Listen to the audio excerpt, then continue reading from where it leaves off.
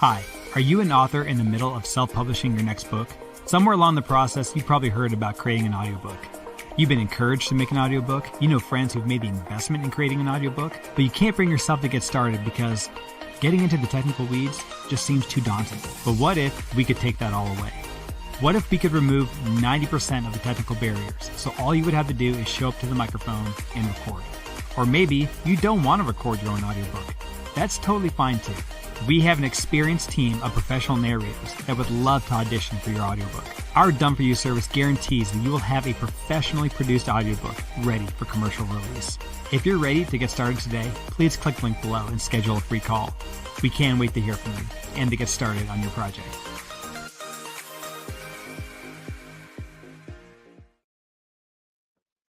Hello and good afternoon, and welcome to another episode of Shine with Curiosity and Encouragement podcast. That was one of our sponsors. As always, be sure to like, share, comment, follow, do whatever you like to give us more eyes on our pages and be helpful and excited and gratitude and everything that we've been talking about. As always, we are sponsored by Soul Sunshine. Be sure to visit us at soulsunshine.com to make your publishing dream become a reality. Hi, Susan. Hi, how are you? I am doing well. I have had some nostalgia come up in this last few months that have been like really good, really good. It's like, you remember that show Quantum Leap? Of course. Yeah, when Sam had to go back to right a wrong. Yep. That's what it feels like. It feels like all these people are coming back to like right or wrong from past mistakes. It's like, it's exciting. It's been happy. It's been That's pretty cool. It is. Yeah. It really is cool. I've been happy about it. It's just been like heart palpitations and flutters of okay, well, right on. Yeah, that sounds cool. Very cool. It does. How's your week going? It's going okay. Actually, it's going very well. And we just published a brand new book that I am really excited about. Awesome. Yeah. It's going to be really good. I mean, I really anticipate some great sales of this book. It's about a dragon and a boy and his dragon, but that's not the name of the book. Boy and his dragon. I love it. I absolutely love it. Yeah. You've also got you had a meeting about your upcoming mini series, I guess we can call it. Yeah. Got some moving forwards with that. Yeah, that's going well, and I'm looking forward to the next milestone in the process, which is the screenwriter will have a copy written, the first draft of the pilot episode for the miniseries. That is so cool. Yeah. I cannot wait. Yeah. Today we have a kind of first. We have had two people on the show at one time, but one wasn't really a part of the show. It was her son, and he couldn't really participate as much. But it'll be a first for us having a couple on with us, and they've written a book. It's called The Unbreakable Marriage. So without further ado, let's bring our special guests in. Hello. Hi. You're gonna be upset with me, and I apologize for this, but it's Jeeva and Sulojana. Yeah, close enough. All right. I was going in my head like, I know how to say it. Try. You're supposed to say the J. I know you're supposed to say the J, but how is everything else going on? Yeah. Sulojana. See, I knew you said it different. There was an extra syllable in there. How are you guys doing today? We're doing great. Yeah. Beautiful. You guys are our special guests. You're Pastor Jeeva Sam and Sulojana Sam. See, I'm gonna get it. I promise. They're the authors of the book, The Unbreakable Marriage. So why don't you introduce yourself to our viewers and let us know about you guys? Okay. So, as we heard a few times, we're Jeeva and Sulojana Sam. I served as a pastor for over 35 years before retiring in 2017.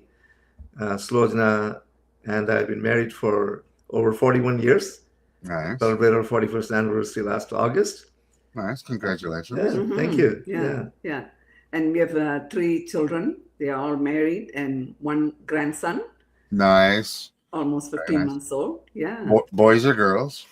1 boy. Yeah. Well, Sorry. The children, 1 girl and 2 boys. And then grandson. Yeah, our daughter just turned 40, if you can believe it. Yeah. So- Wow. You guys do not look old enough to have a 40-year-old kid.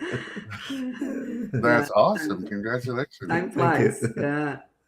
Very cool. Very cool. Yeah. So as to my understanding, you guys are marriage mentors. Is that correct? Mhm. Yes. Yeah, that's Yeah. how we call ourselves. Yeah. Okay, so how did you become marriage mentors? Okay. It's a bit of a long story. I'll kind of give you the Reader's Digest version, if possible. All right. So we never set out to do anything with marriage. But a number of years ago, there was a very popular movie called Fireproof. And in the movie Fireproof, there was reference to something called a 40-day love dare. And people who watched the movie wanted copies of this 40-day love dare so they could work on it and enrich their marriages. The only thing was there was no such book as 40-day love dare. They only got 4 dares in the movie. So the screenwriters had to very quickly come up with the book with 40 in it. And it caught fire. The Christian world really took to it. And a Canadian Christian television station approached us and said, hey, we want to do something novel with this. Rather than just introduce people to this book, we want 3 couples who actually walk through it on a daily basis and do a vlog at the end of every day. And would you be one of them? And so we said, yeah. Actually, Sulojana has a slightly different version of it. Yeah, first I thought it was just a one-time interview. I didn't know about the 40-day. And in those days, I didn't want to be on a screen, on a video. So anyways, we did it. I thought if that's what God's calling us to do, we'll do it. And we had to do a video every day, and we did it. And yeah, people came to know about us, because they saw, people started following all the videos. And, after it was all done. Well, even while it was going on, they would write us and ask us for advice. Nice. And we're like, hey, wait a minute. We're not here to give advice, but we'll definitely pray for you. That's the best we can do at this stage, because that's really what we set out to do, was to just share our experience with them. But after the series was over, then, as Sulojana said, our visibility went up. So wherever we went, people would stop us, especially Christians who watched the show. Hey, aren't you the couple that was did the love dare? And we'd say yes. And Sulojana would say to me, you know what? I think God is calling us to do something with marriage ministry. So this was like a show on the television in your country? Well, it was actually like there's a very popular, actually it's the longest running talk show in Canadian history. It's called 100 Huntley Street. And so they added this, to their programming. So it was not a separate show, but they would interview us from time to time. So we'd provide updates. But they set up a website where we would post all our daily vlogs. And so people could follow us along on a daily basis for 40 days. That is really cool. Yeah, it's a kind of a neat idea. And so I told Sulojana, listen, Sulojana, the last thing we want to do is to work with married couples in distress. Trust me, in my pastoral years, I've run into them, and I was still pastoring at the time, and they will suck the life out of you. Let's stay away from anything to do with marriage. Yeah, this kept on going for a while. Even people in our church, they would say, I think, you guys should do that again, because it helped us a lot. Same thing, it kept on going. And then a few months will go by, there was nothing happening. And then when somebody asked, I would tell Jeeva again, I think God's calling us. That was just the beginning of something, you're going to do with the marriage. But Jeeva wasn't ready at all. So Yeah, anyways, yeah. So what? Yeah, even a year, 2 years later. yeah. So I was mentoring some Christian business people and people who are high achievers, just helping them to seek God's wisdom for their business. Speaking to them prophetically and so on.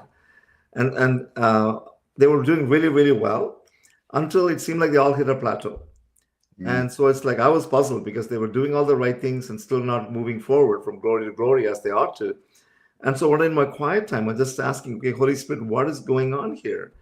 And I heard him say very clearly, ask them about their marriage. And when I asked every one of the guys about their marriage separately, they all admitted that there were issues. Like nobody was, committing adultery or anything like that. But the connection was not strong enough between them. They're neglecting their family life and so on. And it felt like God was saying, you know what, if they're not walking in unity, how can I command my blessing on them? And so that got my attention, got their attention. We still didn't want to make anything formal come of it. I just gave them some help and so on. And then again, you see, the year or two later, all of a sudden, I kept getting these like SOS calls, and they were bunched together. It was about 4 or 5 in a 6-week period, and these were people, some of them high-profile leaders. They said, "Hey, we know you can help married couples, and we don't want to turn to anybody else because of privacy and confidentiality issues. We want you to mentor us." And at that point, I said, "Okay, God, I think you got me cornered. I will agree to do this." So that's really how we ended up becoming doing something with marriage. But of course, we're not trained counselors. We don't have any background in therapy or anything of that nature. But we do have experience, in marriage.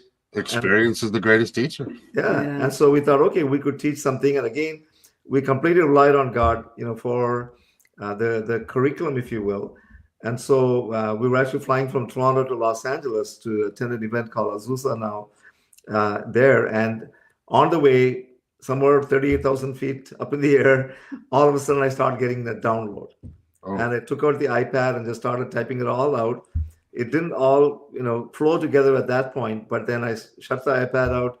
And when we looked at it 2 days later, I told Sulojana, I think we got the outline for what we're supposed to teach couples. So we just made a quick Facebook video, put it on, and said, "Hey, anybody here looking for help? This is what we offer." And a couple came forward, and voila, our marriage mentorship was launched. Very nice. Very nice. Now, you guys are in an arranged marriage, is that correct? Yes. Yeah. Okay. Well, tell us more about how an arranged marriage works. Yeah. See, in an arranged marriage, it's two families coming together. And it's not like here 2 individuals.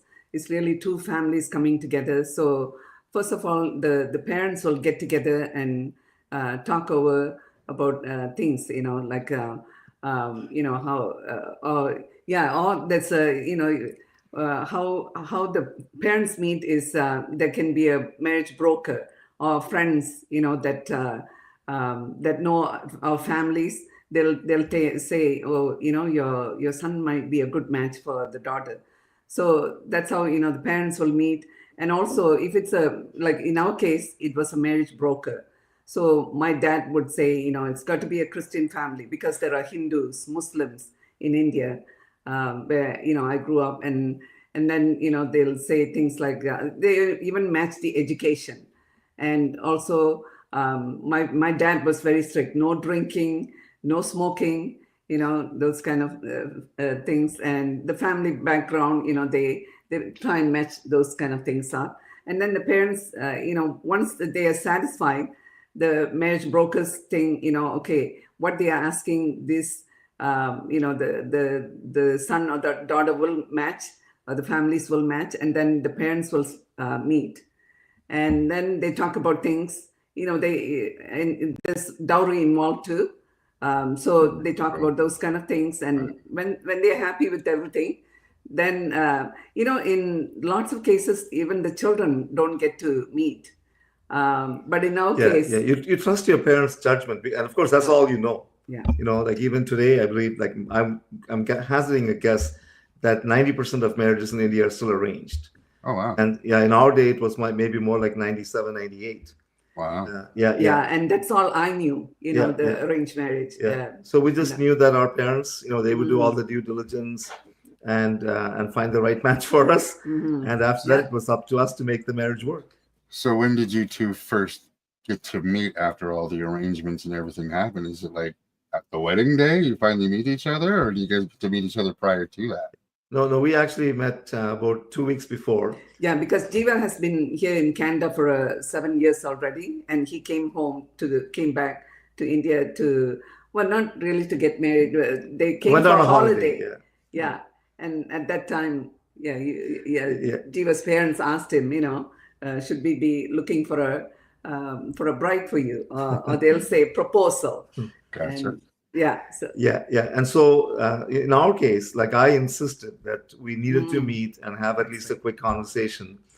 And so our broker had to do all the tough negotiations with her dad. And he finally agreed that we could actually meet and gave us 15 minutes max. Wow. So we used to joke at that point we had the longest courtship in history in India. A full 15 minutes. Now, with arranged marriage, if there was no chemistry in between you guys, is there like a way to get out of that, or is it just get used to it because you guys are getting married? Well, because we trust them so much, it's funny because words like chemistry don't even show up in the Indian vocabulary when it comes to marriage. Okay. It's almost more the compatibility of the families. Yeah, I think it's as much background. Over the compatibility of the children. Obviously, we both have a veto power, and so if they had said, "Hey, here's who we think is a good match," and if for some reason either of us felt, "No, I don't think so," then we could say no. Yeah, our parents would ask us. Yeah, after they've talked about it, they did ask us. But there are families, they don't even ask. They meet on the wedding day. Lots of, especially the Hindus. It used to be. I don't think it's quite that way anymore. But, no, that's true. Yeah. And then gave us 15 minutes and once we said yes, like it took a couple of days for me to really say, okay, I think we're ready for it. Then in India, everything gets arranged very quickly, like all the wedding celebrations, the community chips in. So it was no more than 10 days after we made the decision that wedding bells were ringing. And the engagement is a big ceremony as well. So it was done within a few days, and then the wedding after that was a week after that we were married, and Jeeva came back here. Yeah. You guys spent 41 years together, you said? You have now? Yes. After meeting for 15 minutes. I love that. Now, just out of curiosity, you guys said you have kids. Did you arrange their marriages as well? No. We offered to, but they were all born and brought up in Canada, so they all politely declined our kind offer, and all found great matches, great spouses on their own. So we just had to raise them right to make sure that when they got to that stage, they knew how to pick them. Yeah, I think after they dated for a little while, they did come and ask us, what do you think about, me marrying this girl? Especially our sons, they did, the two of them did ask us, right? Yeah. Because there's quite an age difference between our daughter and the older one and the next one. So the boys lived at home with us for a longer period. And so we were a little bit more involved in their lives. And so, and, so they got our blessing, like even our daughter's present husband, he did call and say, like, I'd like your blessing to marry Priya. And so they all, married with our blessing. But we had no really say in who they picked. That's interesting. Yeah. So then arranged marriages, and then your kids, they got to choose who they got to marry. What can we learn? Sorry. What can we in the West learn from the success of arranged marriages? Mm-hmm. Yeah.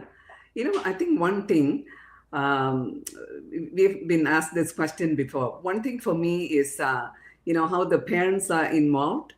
Now, parents look at things from a different level. There's no emotions involved. They are more matured. They see things differently. That's something, maybe children here can get, if they're not comfortable with the parents, maybe somebody they trust, somebody, their pastor, or somebody in their family, some relatives, they can check with them. Hey, I'm dating this person. Maybe get them to meet them a few times. And what do you think? Because that way there's no emotions involved. Because when you're young and you're dating, you don't see those red flags, Yeah. right? But somebody else might see something, I'm Yeah. 46 and I still don't see those red flags, so it's not a young thing. Well, I think in the West we are too focused on the whole thing about falling in love. I must feel something before I can love somebody. And of course, with maturity, you discover that love is not a feeling. The feelings of love can go, but love is always a decision. It's a commitment that you make, and then you keep it. And so the in the long run, some of the things that seem to matter the most, good looks and having that little, whoo, kind of a feeling. Yeah. A lot of it can be very simply like chemical reactions. As a matter of fact, there's scientific evidence to show that the whole feeling of falling in love is really a love. It's a love cocktail, that your brain produces that makes you feel that way. And of course, if you expect that feeling to be there all the time, especially when you're going through rough times and so on, and come to the conclusion, well, we're not in love anymore, therefore we cannot make this work. Like, that's a wrong conclusion. And so there must be something stronger than just the feeling of being in love to anchor, the marriage. And that's one of the biggest things about the arranged marriages, is that it's like, hey, we're gonna find a way to make this work. Yeah.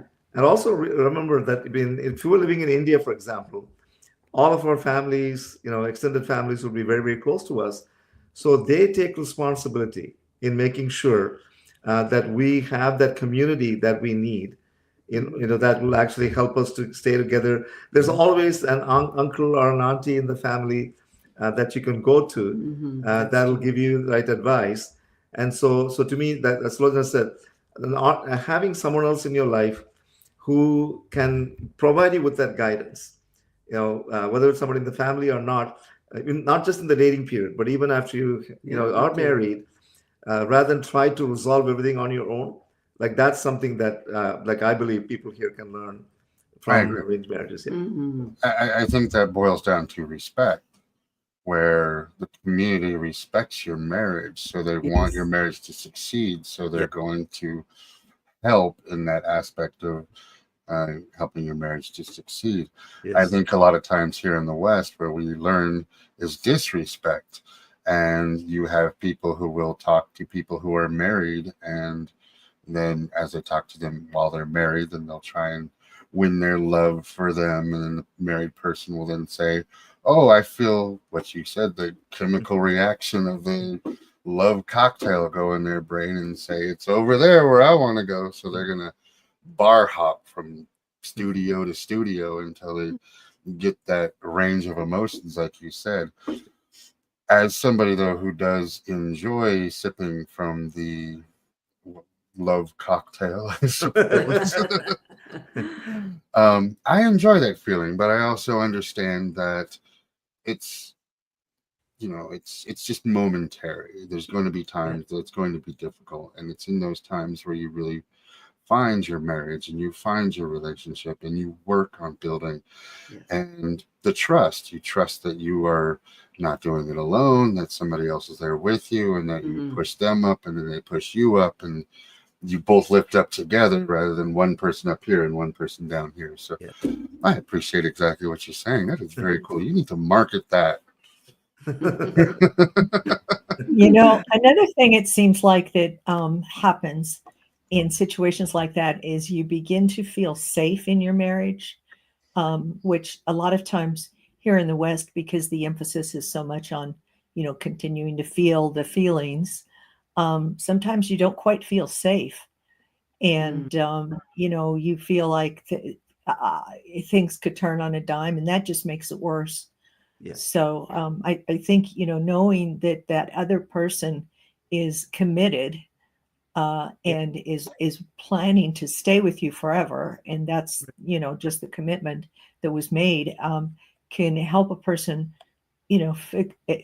really sort of relax in the marriage. And I don't mean let down and, live like a slob and do whatever you want. I mean, just and on an emotional level, they can relax, and which I think is a kind of a good way to live your marriage, in a relaxed, very trusting relationship.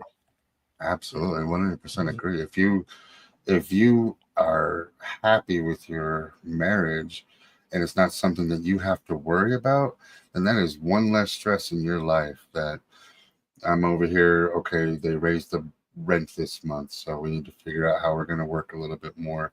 You're not worried about your marriage, like they raised the rent this month and she wants to go out and have a party. Well, we can't do both. Or they raised the rent this month and he wants to sit around and play video games. So I think that having that, not having the marriage in the back is a really good thing. Mm-hmm. Now, you said something about marriage problems. So what can we, wrong one. Sorry about that.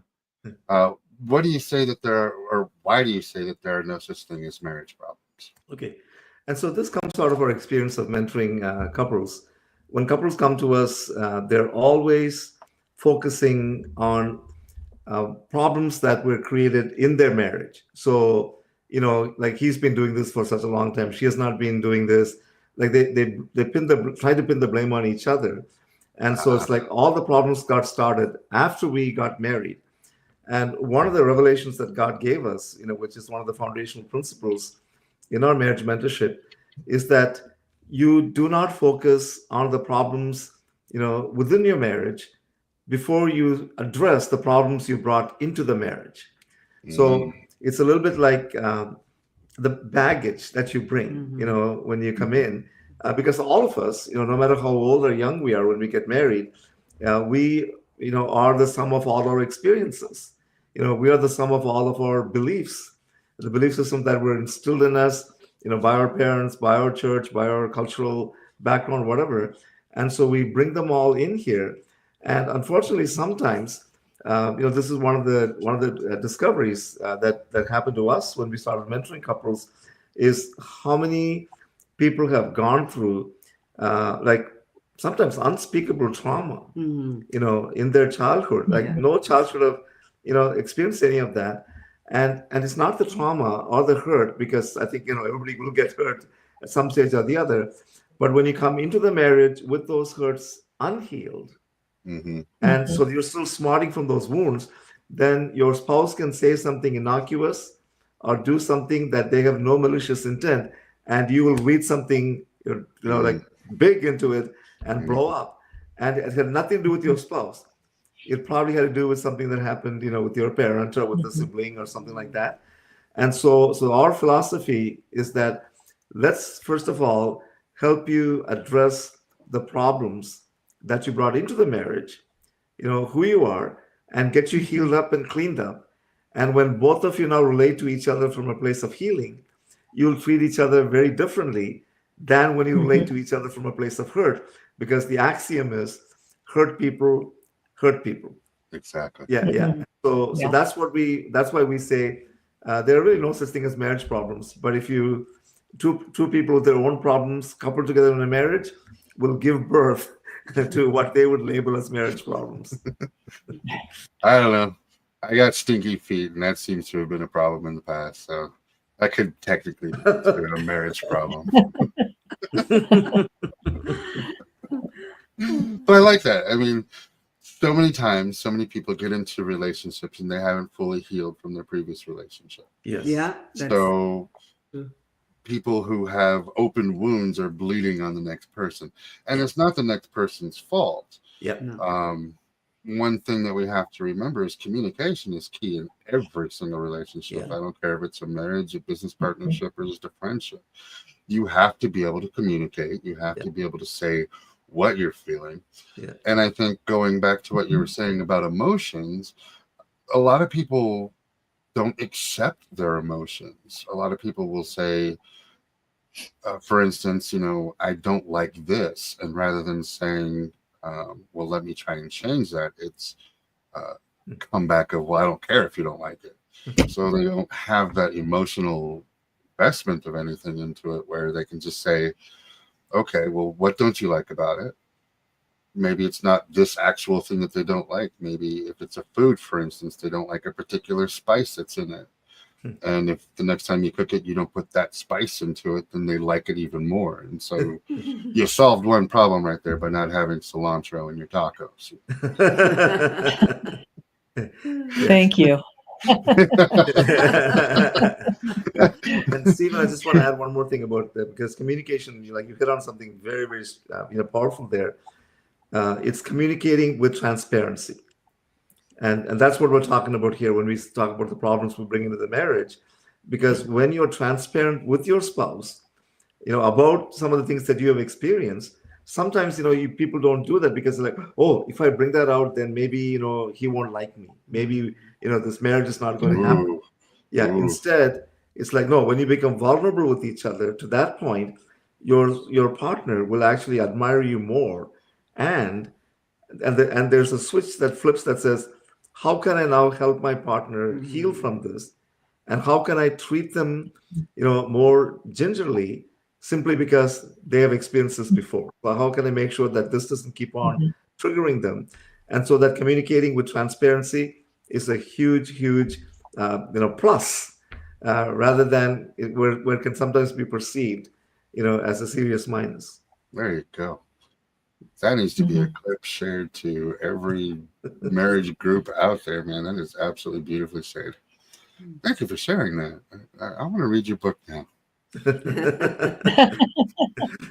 So tell us about the process you use to help couples achieve breakthrough from breakdown. Yeah, it's a 12-week process. In the beginning, we teach them how to change the spiritual atmosphere in their home. So there are about 10 different habits that we that we teach them, and they have to make sure they're doing that every day. And we have a spreadsheet where they have to check it out. Yeah, and maybe just add something there about why this is the first thing that we do. It's a little bit like a greenhouse effect. If you try to grow plants in a house, in a greenhouse, where there's a lot of smoke, where the conditions are not right, then you can use the best growing methods, but you will not get the results that you want, because the atmosphere will stunt the growth. And so one of the things we realized is that, like, a lot of couples that come to us have actually already been through counseling, therapy, they've done seminars, they've gone to retreats, but they're still not able to make it work. And that's where we got this revelation. I believe it's God that showed us this, saying, hey, if they're trying to put all those things into practice in a toxic atmosphere, then they will not be able to either get the results or sustain the wonderful results that they got while they were in counseling or at the retreat or wherever. And so that's why, this is the starting point, is let's get the negativity, out of there. Let's add more, things that will be welcoming of the Holy Spirit, that will help you to grow, in your walk with Christ as well as in your marriage. Yeah. So some of the habits are like, getting into the Word and spending quiet time with God. Gratitude, praying together. Lots of these things, there are 10 different habits, and lots of couples are not doing them at all. Some of the simple things, we thought everyone should be doing. So they, we make sure they get into a habit, and make sure we want them to do for at least 6 weeks, so that it becomes a habit for life, not just for that time being.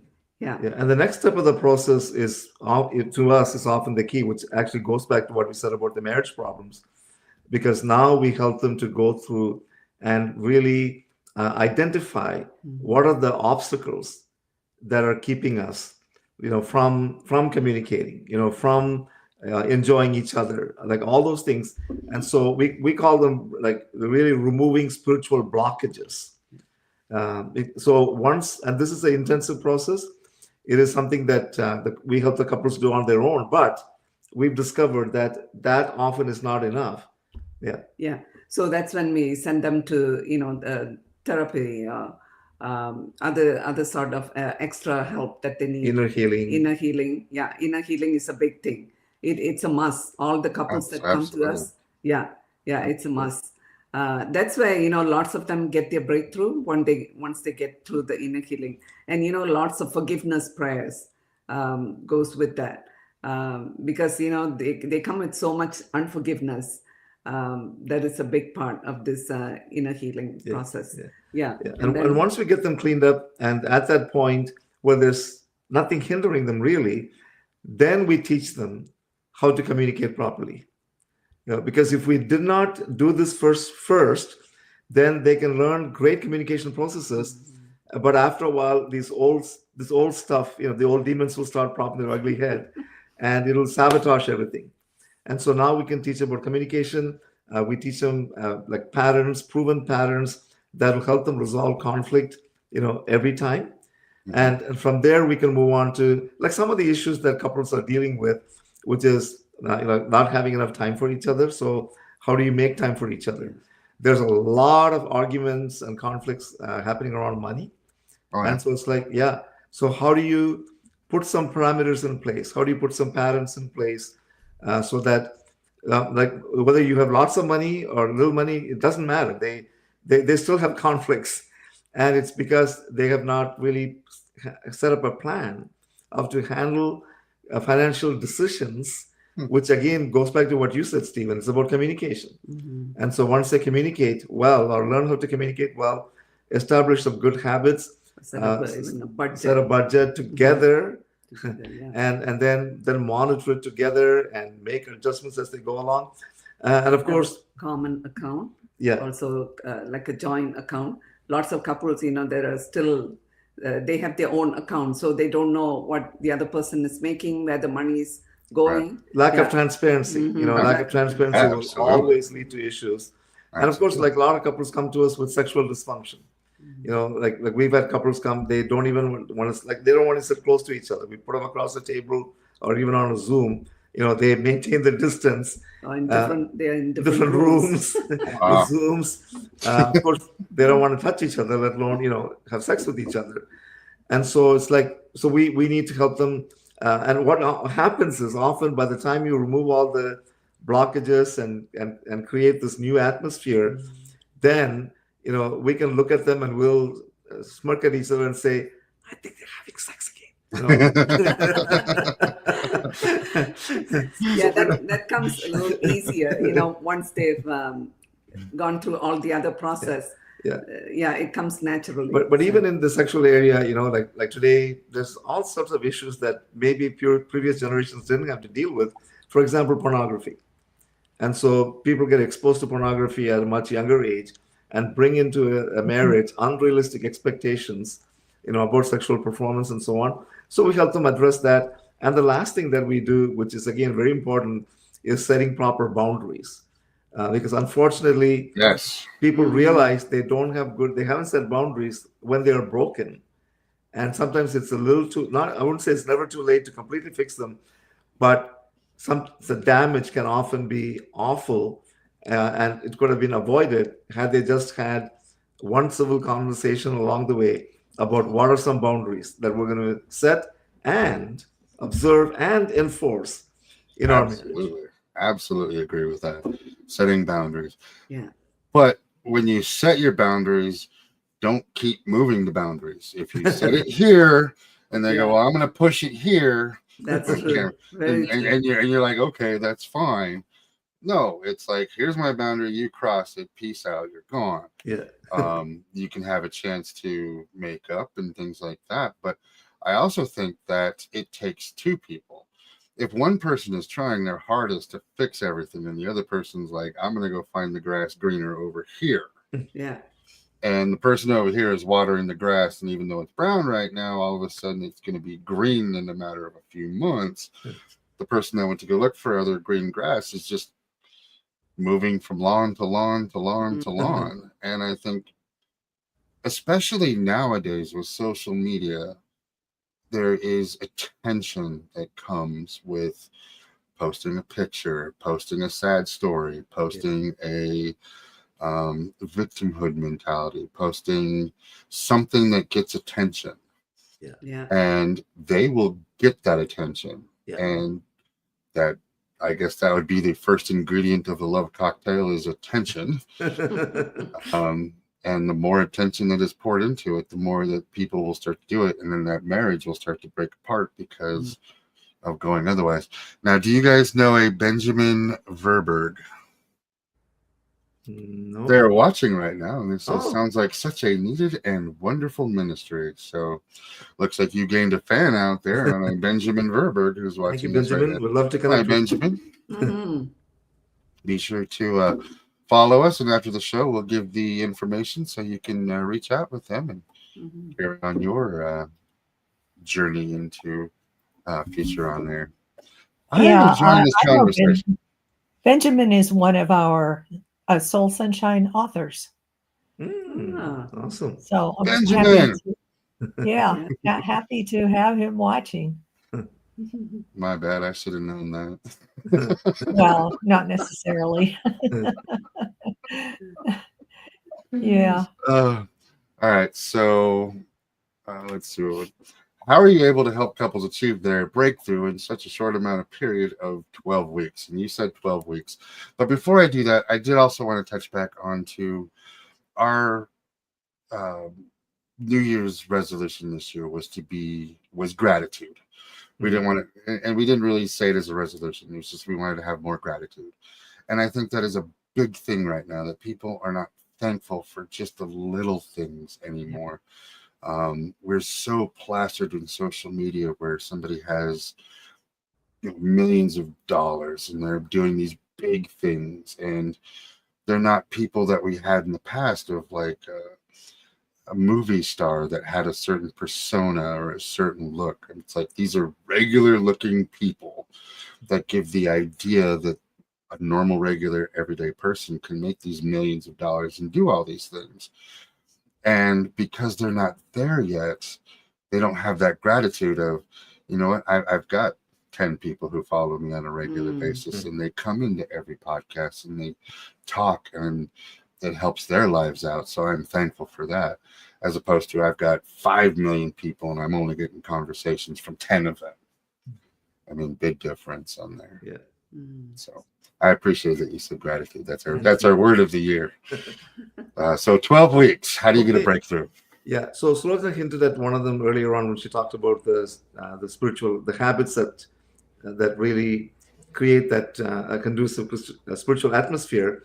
And one of the things we insist is that once we give couples a couple of weeks to get used to those habits, and then they need to maintain those habits on a daily basis and provide proof that they're doing all the assignments. So we set up a Google Sheet for them where they check off every habit.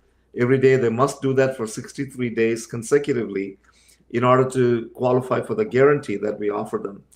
Then we also set up a Google Drive of the folder where they have to send us, proof that they have done all the assignments we asked them to do. So the key word here is accountability. Yeah. So we maintain very strict accountability.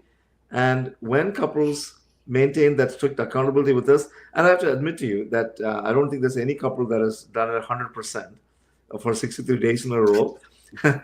But they have done them long enough that these habits then become a part of their life. And by the way, there's no mystery to the number 63. A lot of people give Dr. Carolyn Leaf credit for coming up with this idea that when you repeat a habit 21 days in a row, it'll become a part of you, because there's new neural pathways being established in your brain and stuff.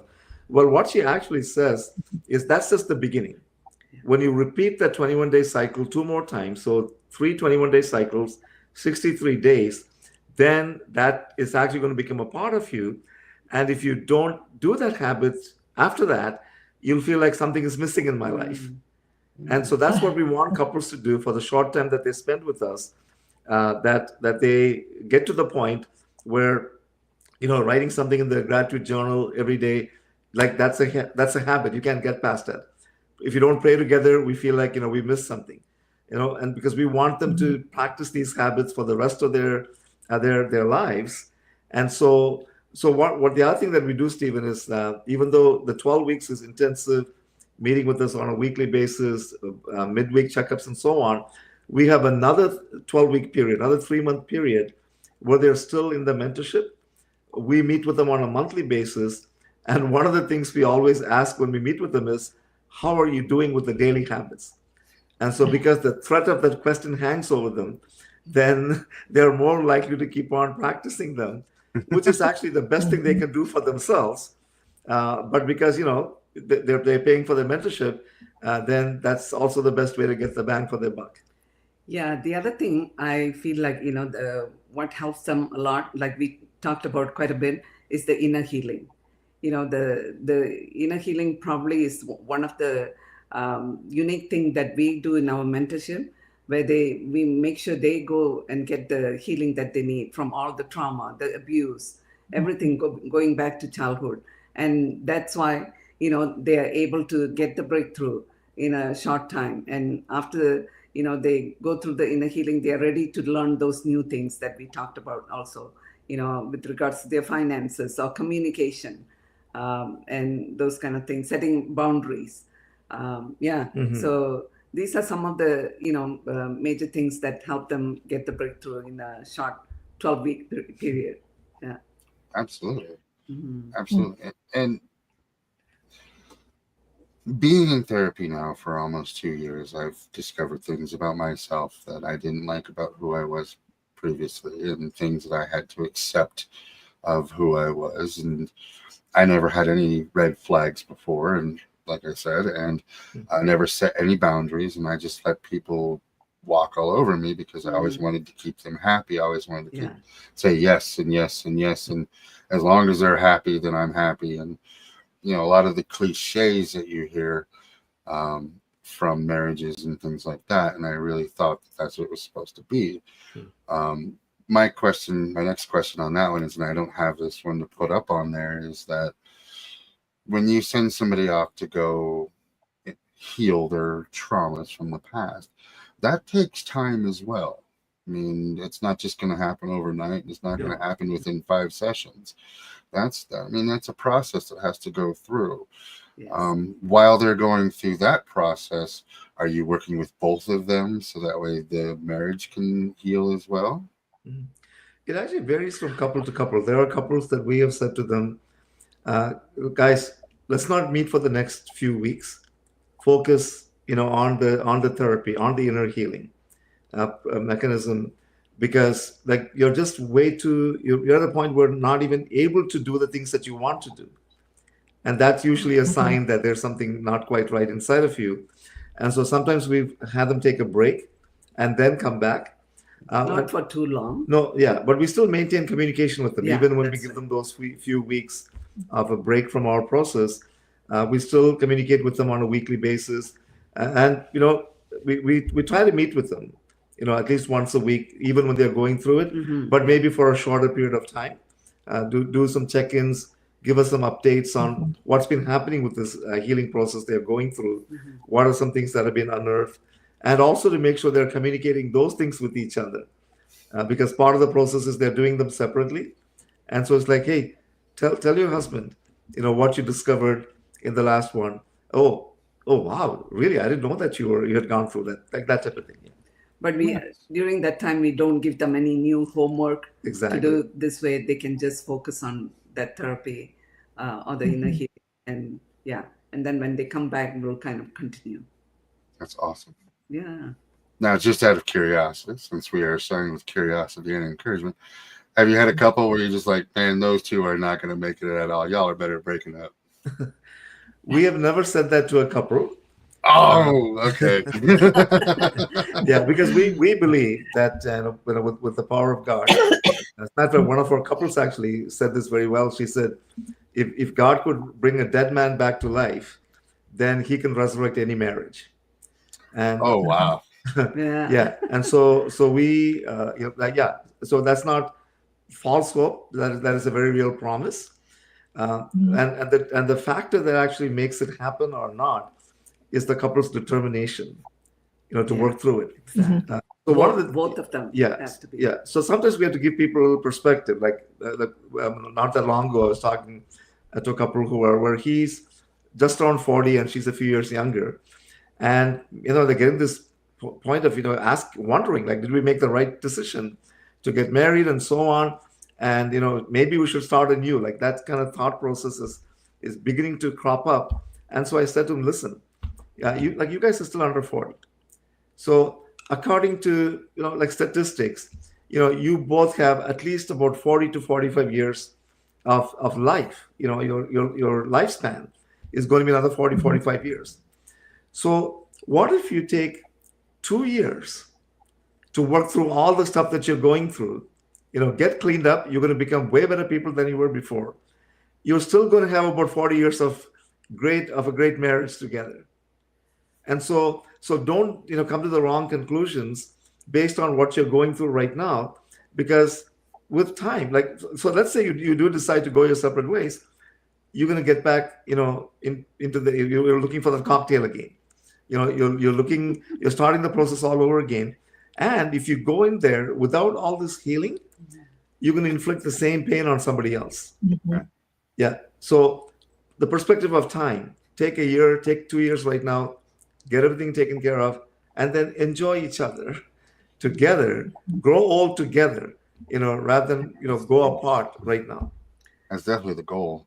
But how do you get over something like infidelity? Yeah, I'm coming to find out that majority of relationships right now, especially marriages, end in infidelity. Yeah, it's not an easy thing, and the person, the couple we are dealing with, the one who committed adultery, or still having an affair, he has to make up his mind. He or she has to make up their mind that they're going to break that off, and they're committed to the marriage. There was one couple we still remember. He was not ready to give up the other affair or the other relationship. So we right away we said this is not going to work. Like no matter how well we mentored them, he had already made up his mind that his life was going to be better with this other woman. And so even though we did not counsel anything to them, with time we kept in touch with them. We did find out that like he had moved out and decided to set up a new life with this other woman. And so sadly, at that point, she had to accept the fact that she could not make this work. But we have also seen other couples, who, again, the key word, they have the grace to be able to forgive the person, and say, what, you did this, and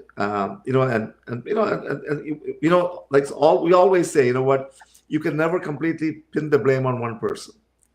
So in this case, she had to look at herself and say, what are some things that I did or did not do that contributed to my husband having to look elsewhere, for the attention, Stephen. That's a really key word, because most affairs start with attention that they're not getting at home. And so she had to admit her responsibility in that. But ultimately, you're not excusing the guy for doing what he did. It's not because she did this or didn't do this that he went and did it. He made a conscious choice to cheat on his wife. And so now she has to make a conscious decision, to forgive him when he came to her, with that repentant heart. So it does take a lot of grace, to forgive.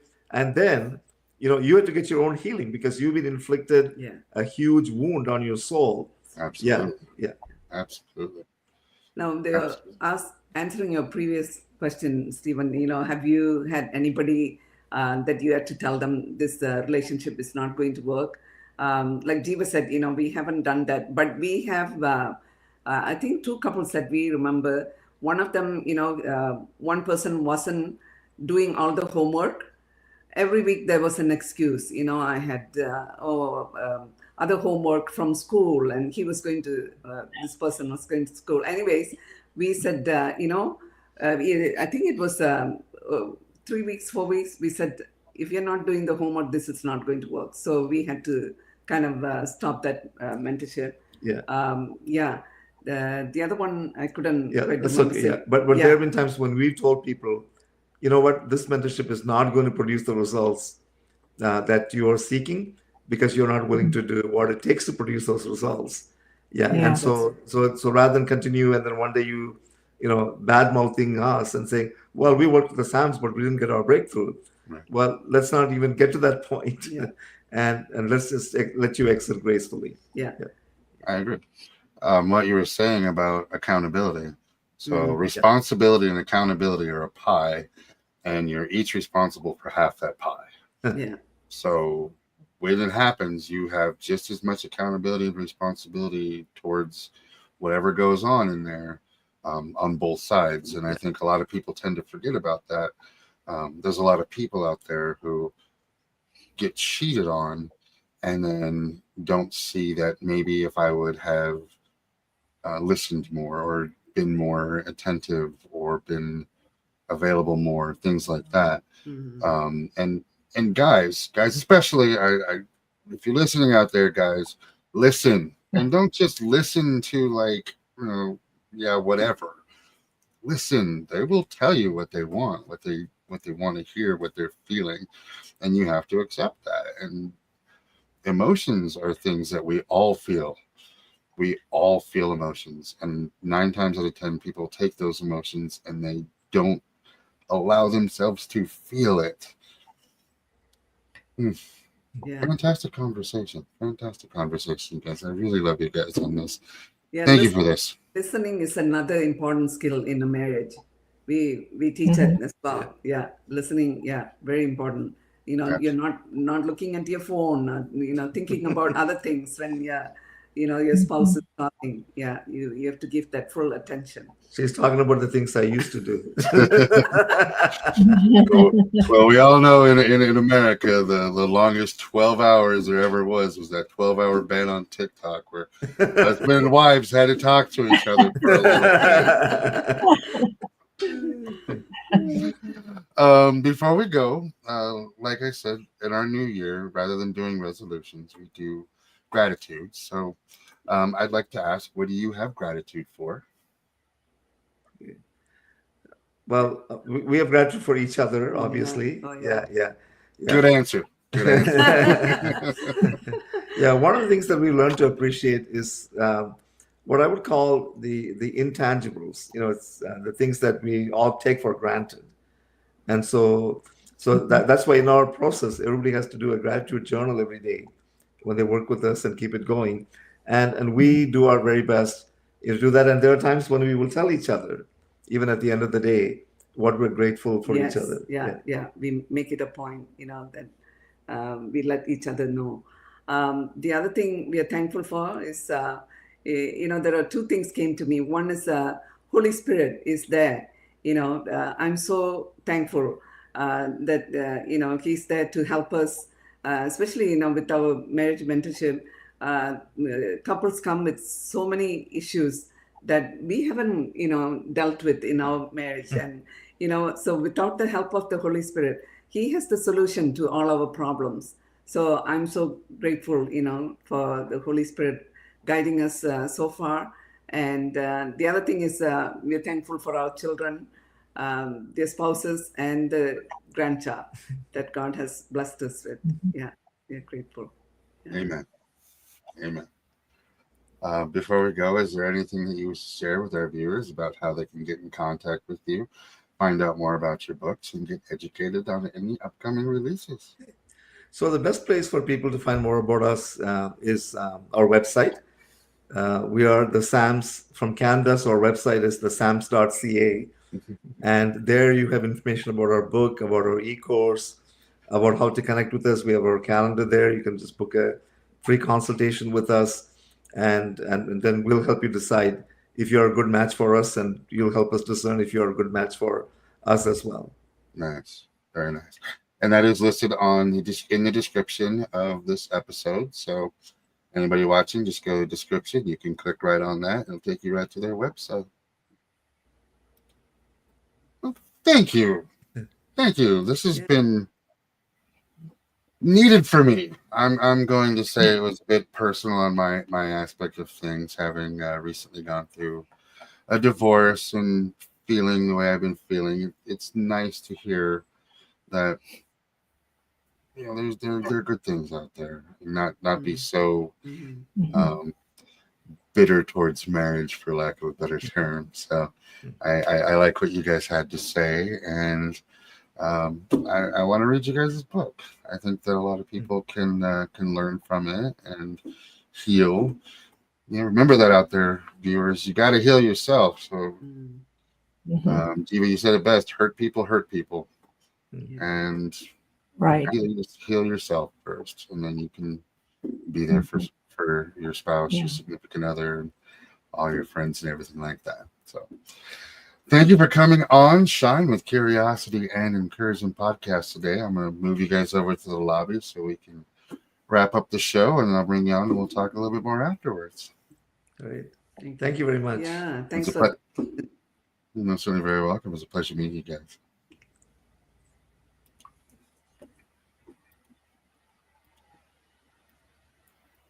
Wow, that was useful, helpful, incredibly wonderful information. Incredibly. I mean, too many times people will walk away from marriages and walk away from relationships, and they didn't get what they needed to give, or they didn't give it a chance. They just walked on, walked out, and let go.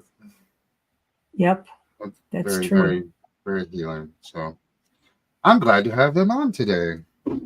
Yeah, me too. I am guessing, no, I know that there are people out there that really needed to hear this and who really need this kind of assistance in their life and in their marriage, and actually to help heal themselves. So I'm very happy that we had them on and that they were so open about sharing with us. I think it was just a wonderful opportunity for people to understand a little bit more about marriage. And, I find it interesting. I've always thought this was quite strange. Being an American, we're so used to the concept of getting married because you're in love. And for most of the history and most of the world, that was never an idea at all. No one had ever, even come up with that concept. That's not how people got married. So it's an odd thing to think about, but it's something that obviously it's worked in the past. Not that I think we should go to arranged marriages, but there are worse ways probably for people to choose who they're marrying. If anyone out there wants to arrange a marriage for me, I am down. I'm here. You can reach out to me. I am all for it, man. I'm there. But the love cocktail, I mean, that was huge. I never even thought about that. That feeling of love is really just aspects of emotions and chemicals in our brain and serotonin and all that stuff that makes us feel good, that we automatically assume that is what love is. And yes, I mean, maybe that's the falling in love part, but the true love is being able to dedicate your life to somebody else and be vulnerable and be open and be communicative and say, no matter what problem comes along, we're going to work through it together. And I think that's safety. I've been married for 39 years.